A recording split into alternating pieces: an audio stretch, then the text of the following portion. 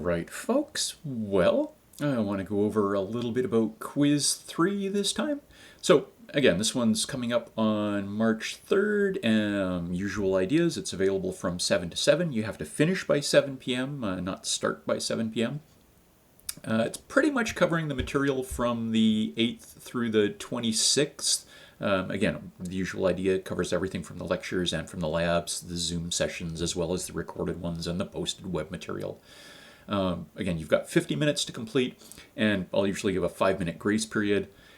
It doesn't cut you off after that time, but it does identify, what questions you save and when you save them.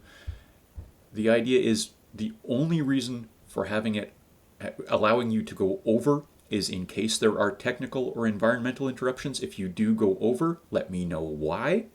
Otherwise, there will be no marks for any questions saved after that 55-minute mark. Just to make sure we've got the rules clear. So, again, usual idea, the questions are maybe randomly ordered for everybody, and there might be multiple variants of some of the questions. For this particular quiz, it's generally going to be long answer, a mix of theory material and applied, and again, coming from both the lectures and the labs and the Zoom sessions. The topics are pretty much the ad hoc techniques that we discussed for context-sensitive analysis, so type checking and attribute grammars, that kind of idea. The intermediate code representations, so the syntax graphs and syntax trees, the linear codes, 1 address codes, 3 address codes, control flow graphs, how those might work, how the implementation issues behind each of these things. So again, all of that material is fairly likely, as well as the techniques we've been using in Lex and yacc in Lab 3 in particular to do context-sensitive checking. So that's more or less the material that we're looking at. And again, it'll be 5 questions, 10 marks each, so figure 10 minutes a question for a total of 50 marks.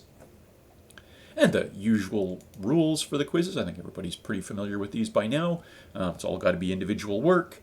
So it's got to be your own work. You have to cite any resources that you used that, again, didn't come out of your own head or didn't come off of my webpage. But again, just make sure that, full disclosure, I guess. No communicating with anybody else. And that's no communicating with anybody else before the exam period is over. So before 7 p.m. on the date of the exam. And again, that's just because even if you're finished the exam, somebody else might not be. So just keep that in mind. Again, no communicating with anybody else about the exam content, period. Right? No telling them what the questions were, no telling them what the exam, or no discussing what the topics were.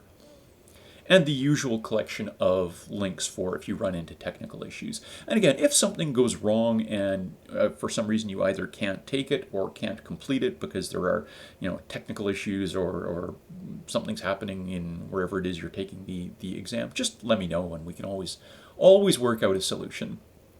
All right, but I think that's pretty much everything for the quiz. I will leave it there.